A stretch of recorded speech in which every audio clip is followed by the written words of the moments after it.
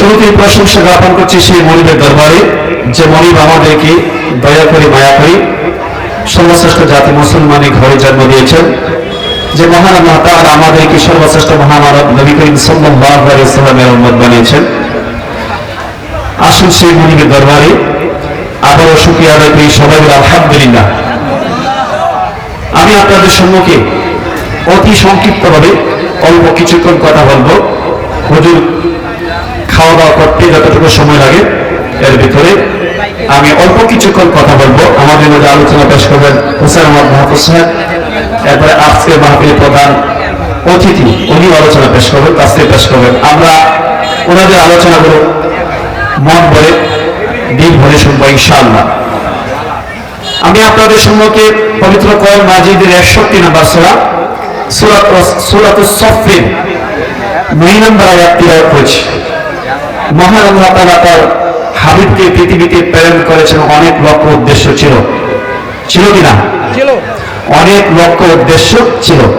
এর মধ্যে অন্যতম একটা উদ্দেশ্য ছিল, আমি যে আপনাদের সম্মুখে যে আয়াত তিলাওয়াত করেছি, এই আয়াতে আল্লাহ তাআলা আমাদের প্রিয় নবী হযরত মুহাম্মদ মুস্তাফা সাল্লাল্লাহু আলাইহি সাল্লামকে কেন প্রেরণ করেছেন, এই আয়াতে সুস্পষ্টভাবে আল্লাহ তাআলা বলে দিয়েছেন। রব্বুল আলামিন বলেছেন, হুয়াল্লাযী আরসালা রাসূলাহু বিল হুদা ওয়া দীনিল হক। তিনি সেই সত্তা যিনি তার রাসূলকে প্রেরণ করেছেন হেদায়েত এবং সত্য দিন দিয়ে। সবাই বলুন, কে প্রেরণ করেছেন? আল্লাহ। কাকে প্রেরণ করেছেন? সবাই। কাকে কে প্রেরণ করেছেন? বিশ্বনবী হযরত মুহাম্মদ মুস্তাফা সাল্লাল্লাহু আলাইহি ওয়াসাল্লামকে আল্লাহ তাআলা প্রেরণ করেছেন। তিনি বলেছেন তিনি সেই সত্তা যিনি তার রাসূলকে প্রেরণ করেছেন বিল হুদা। হিদায়াত মানে হলো কোরআন। হুদা মানে কি? কোরআন। হুদাল লিল মুত্তাকিন। আল্লাহ কোরআনকে বলেছেন এই কোরআন হলো মুত্তাকিদের জন্য হেদায়েত। আল্লাহ তাআলা বলেছেন যিনি তার রাসূলকে প্রেরণ করেছেন বিল হুদা, এই কোরআন মাজিদ দিয়ে। 2 নম্বর হলো ও দীনিল হক, সত্য দিন দিয়ে। কেন প্রেরণ করেছেন? লিযুহিরাহু আলা দ্বীনি কুল্লিহি ওয়ালাউ কারিহাল মুশরিকুন।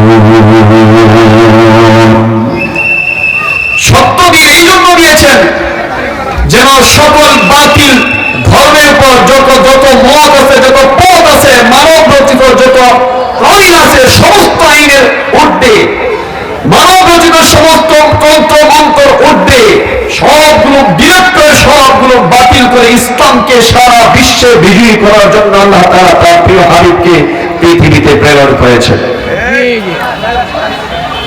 তার মানে এই কথা স্পষ্ট, আল্লাহ তাআলা তার প্রিয় নবীকে প্রেরণ করেছেন ইসলামী আইন বাস্তবায়ন করার জন্য। সত্য না মিথ্যা? সত্য। আমরা সবাই ইসলামী আইন চাই, চাই কিনা? আমরা সবাই ইসলামী আইন চাই।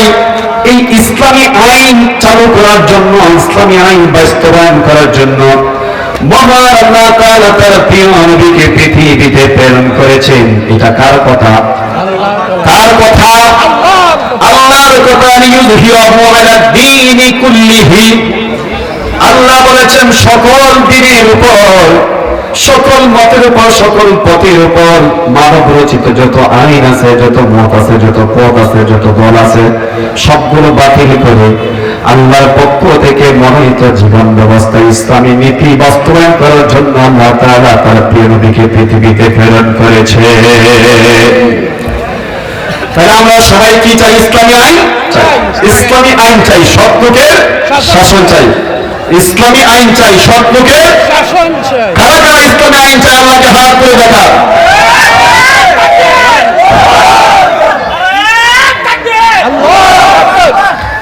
ইসলামী আইন কি শুধুমাত্র মুসলমানদের জন্য? কথা বলতে হবে। ইসলামী আইন কি শুধুমাত্র মুসলমানদের জন্য কল্যাণকর না? তামাম পৃথিবীতে যত মানুষ আছে, যত ধর্ম আছে, যত মত আছে, যত পথ আছে, যত দল আছে, সবার জন্য কল্যাণকর। তামাম পৃথিবীতে যত মানুষ আছে, যত মত আছে, যত পথ আছে, সবার জন্য ইসলাম কল্যাণকর।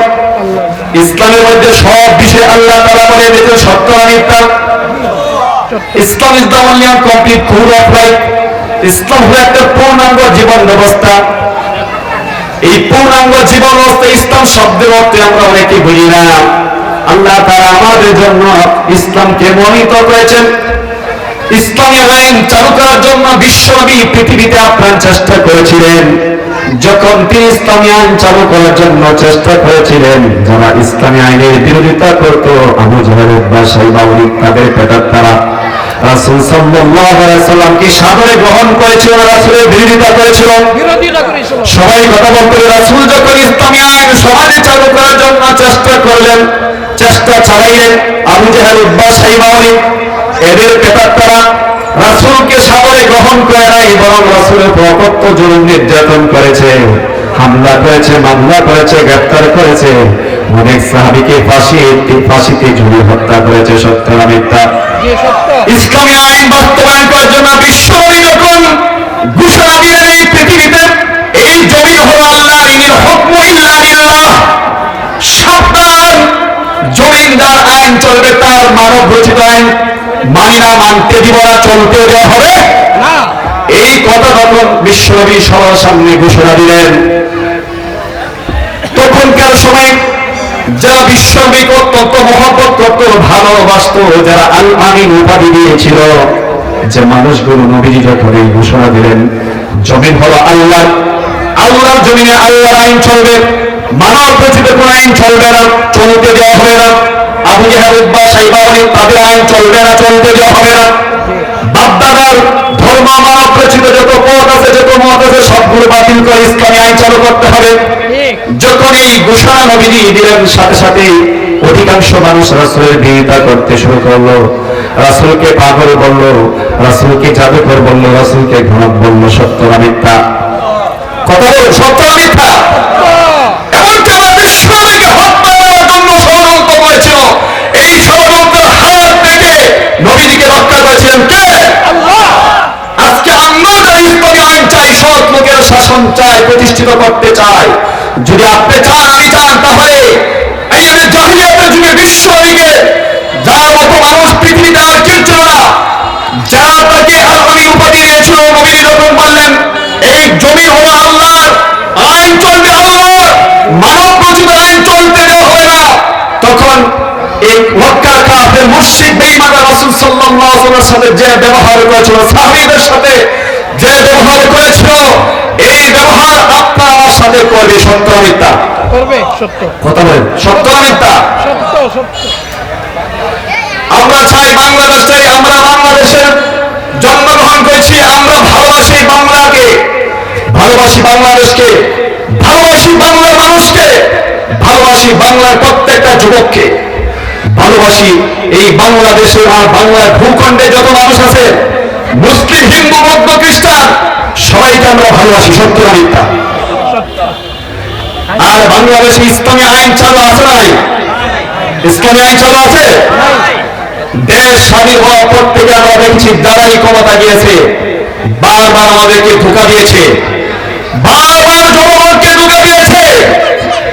তারা যদি ক্ষমতায় যেতে পারে তাহলে বাংলাদেশকে কল্যাণকর রাষ্ট্র করবে, সকল প্রকার অনিয়ম, দুর্নীতি, ঘুষ, সন্ত্রাস, খুন-খারাপি, হত্যা, ধর্ষণ সব বন্ধ করে দেবে ওয়াদা করেছিল নির্বাচনে আসার আগে।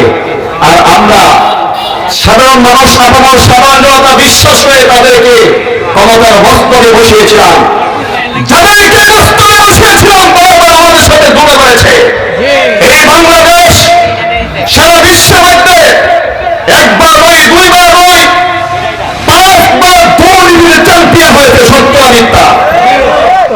আমরা বাংলাদেশকে হচ্ছে দুর্নীতিতে এক নম্বর দেখতে চাই না, আমরা বাংলাদেশকে বিশ্বের মধ্যে এক নম্বর কল্যাণকর রাষ্ট্র হিসেবে দেখতে চাই। সত্য না মিথ্যা?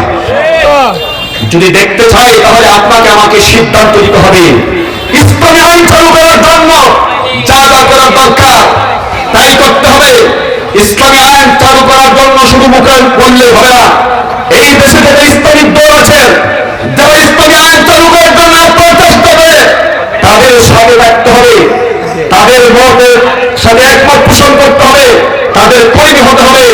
যদি তাদের সাথে একমত পোষণ করতে পারেন, তাদের কর্মী হতে পারেন। যারা আল্লাহ জমি আল্লাহ দিন প্রতিষ্ঠিত করতে চায়, তাদেরকে সমর্থন করতে হবে। শ্রম দিয়ে, অর্থ দিয়ে, জান দিয়ে, মাল দিয়ে। রাজি আছেন তো সবাই? তাদেরকে রাজি আছেন, আল্লাহকে হাত তুলে দেওয়া।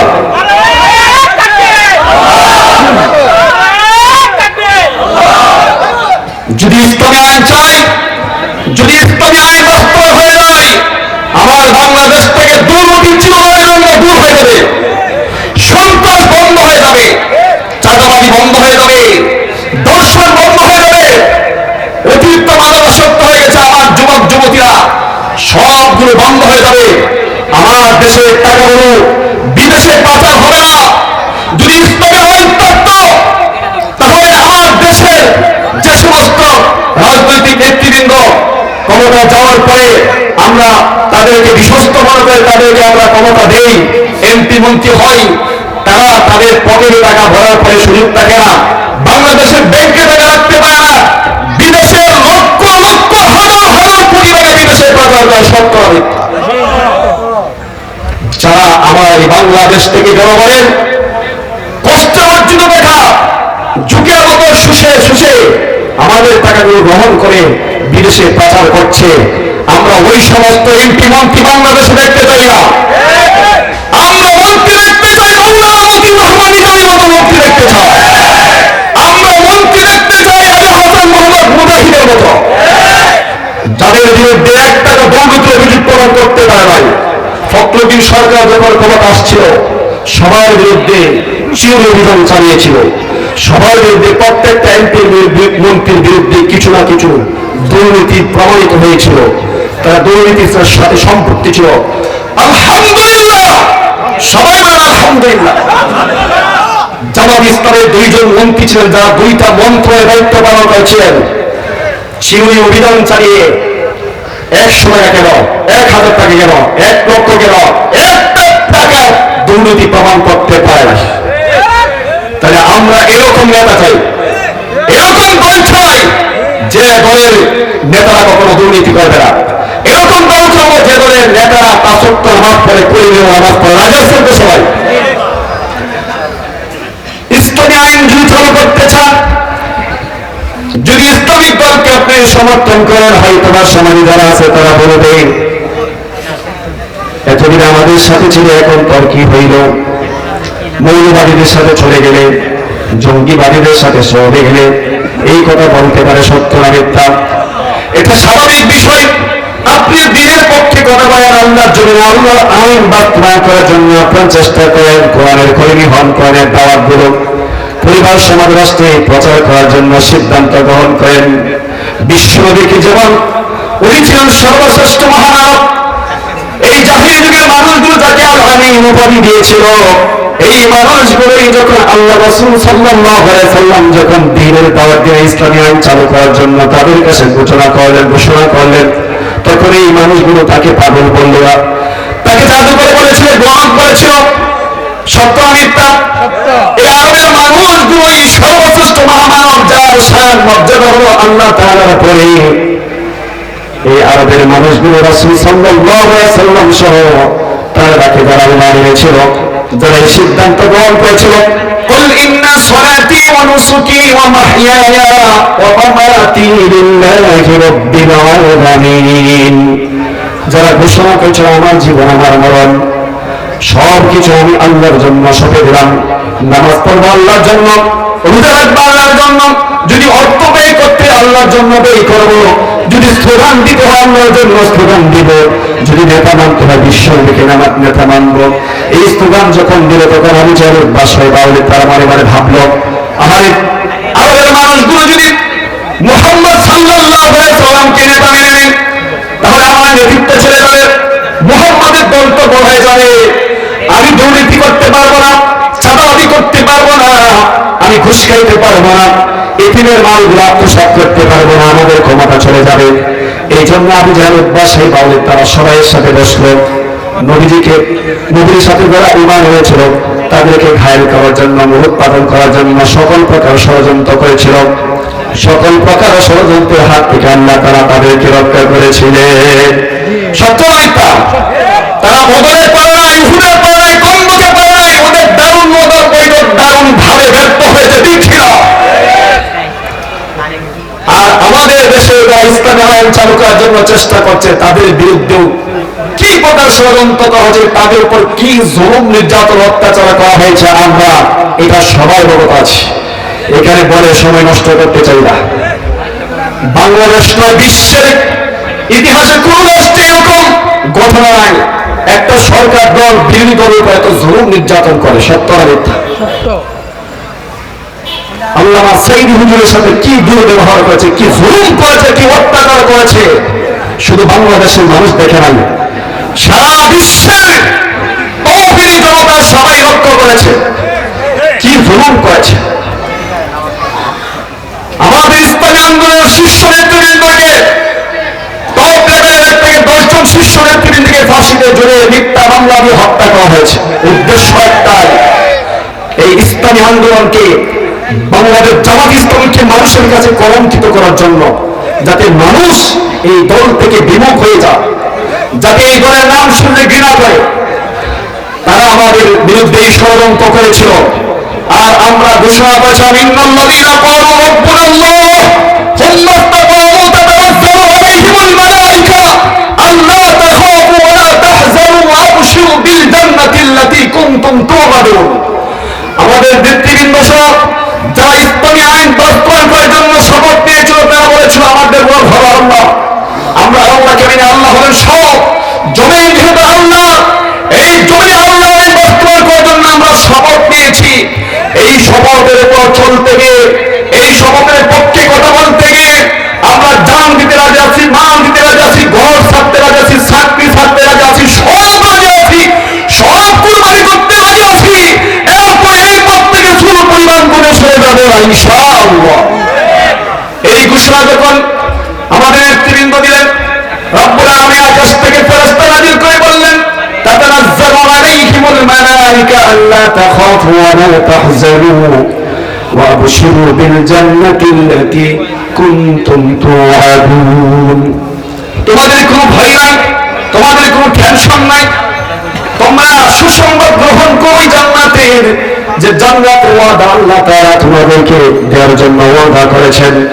তোমরা যদি এই পথে অথবা অবিচল থাকতে পারো, তোমাদের উপর যতই জুলুম অত্যাচার করা হোক না কেন, তোমাদের যদি ফাঁসিতে যদি হত্যা করা হয়, ঘর ছাড়া হয়, বাড়ি ছাড়া হয়, চাকরি ছাড়া হয়, এরপরে তোমরা যদি এই পথে অবিচল থাকতে পারো, আমি আল্লাহ তাআলা তোমাদের জন্য সুসংবাদ দিচ্ছি, ফেরেশতাদের মাধ্যমে তোমাদের জন্য আল্লাহ তাআলা নিয়ামতে ভরপুর জান্নাত তৈরি করে রেখেছে। সুতরাং আমরা সবাই ইসলামী আইন চাই। বাংলাদেশ থেকে সন্ত্রাস, দুর্নীতি, ঘুষ, খুন খারাপি এইগুলো সব দূর করতে চাই। সত্য না মিথ্যা? আমরা চাই সন্ত্রাস মুক্ত বাংলাদেশ করার জন্য, দুর্নীতি মুক্ত বাংলাদেশ করতে চাই, ধর্ষণ মুক্ত বাংলাদেশ করতে চাই, জুলুম মুক্ত বাংলাদেশ করতে চাই। সত্য না মিথ্যা? তাহলে যদি করতে চান, যদি ইসলামী আইন চাই, তাহলে ইসলামী আইন বাস্তবায়ন করার জন্য আকাশ থেকে আল্লাহ তাআলা ফেরেশতা নাযিল করবেন না। কর্মী হতে হবে কাদেরকে? আমাদেরকে কর্মী হতে হবে। ইসলামী আইন বাস্তবায়ন করার জন্য কোরআনের কর্মী হতে হবে, ইসলামী আন্দোলনের কর্মী হতে হবে। আমাদেরকে আল্লাহ আকাশ থেকে ফেরেশতা নাযিল করবে না। আল্লাহ যে যারা ঈমানদারদের সাথে আছেন, যারা ঈমানদারদের উপর জুলুম করে, হামলা করে, মামলা করে, গ্রেফতার করে, যে সমস্ত জালেম, আল্লাহ জালেমকে ছাড় দেন, ছেড়ে দেন না। আল্লাহ জালেমকে ছাড় দেন, ছেড়ে দেন না। এই ওয়াজ আমরা ছোটবেলা থেকে শুনে আসছি। বিশ্বের বিভিন্ন রাষ্ট্রে আমরা শুনেছি, ফেরাউনের কাহিনী শুনেছি, নমরুদের কাহিনী শুনেছি, আবু জাহেল, উতবা, শাইবা, ওলীদ, যারা ইসলামের দুশমন ছিল, তাদের ইতিহাস পড়েছি, শুনেছি। কিন্তু আলহামদুলিল্লাহ বাংলাদেশে এই ফেরাউনের উত্তরসূরি ছিল নব্য ফেরাউন, নব্য নমরুদ। আধুনিক ফেরাউন নমরুদের জন্ম হয়েছিল। যে নমরুদ, যে ফেরাউন আমাদের ভোটাধিকার কেড়ে নিয়েছিল, যে নমরুদ আমাদের মৌলিক অধিকারগুলো কেড়ে নিয়েছিল, যে নমরুদ আমাদের অত্যাচার, জুলুম, নির্যাতন করত, বিরোধী দলের নেতা কর্মীদের উপর অকথ্য ভাষায় গালিগালাজ করত, বিভিন্ন প্রকার তৎ মারিত, ঘর থেকে ধরে নিয়ে মিথ্যা মামলা দিয়ে বছরের বছর জেলে আটক রেখে দিয়েছিল। আয়না ঘর তৈরি করেছিল, নির্দোষী মানুষগুলোকে আয়না ধরে রাখে কি যন্ত্রণা দিয়েছে, কি কষ্ট দিয়েছে আমরা দেখেছি, শুনেছি। এই নিরপরাধী মানুষগুলো যখন আল্লাহর কাছে হাত তুলে ফরিয়াদ করছে, আল্লাহ আকাশ, আল্লাহ জমিন, আল্লাহর আওয়াজ কেঁপে দিয়েছে। আল্লাহর পক্ষ থেকে সাহায্য আসছে। সবাই বলে আলহামদুলিল্লাহ। বাংলাদেশ এখন জালেম মুক্ত, বাংলাদেশ এখন ফেরাউন মুক্ত, বাংলাদেশ এখন নমরুদ মুক্ত। এজন্য দিল থেকে বলে আলহামদুলিল্লাহ। এখন যে পরিবেশ, আমরা ইসলামের পক্ষে কথা বলতে পারি এমন একটা পরিবেশ ছিল যখন ওয়াজ মাহফিল আসলেই কমিটির পক্ষ থেকে বলা হতো, হুজুর কথাবার্তা বললে খুব হিসেব নিকেশ করে বলতে হবে, অন্যদিকে কথা বলা যাবে না। আমরা কথা বলতাম কোরআনের, কথা বলতাম হাদিস থেকে, দলিল ভিত্তিক কথা বলতাম। এরপর অনেক মাহফিল বন্ধ করে দেওয়া হতো, সত্য মিথ্যা। এখন আর মাহফিল বন্ধ করা হবে? এখন আমাদের সময় আসছে প্রাণ করে কথা বলার, এখন আমাদের সময় আসছে দিল করে কথা শোনার। কথা বলবো, শুনবো, রাজি আছেন তো সবাই? শুধু শুনলেই হবে, আমল করতে হবে। কারা কারা আমল করার হাত তুলে আল্লাহকে দেখান। আল্লাহ আমাদের সবাইকে আমল করার তৌফিক দান করুন। সবাই আল্লাহুম্মা আমিন।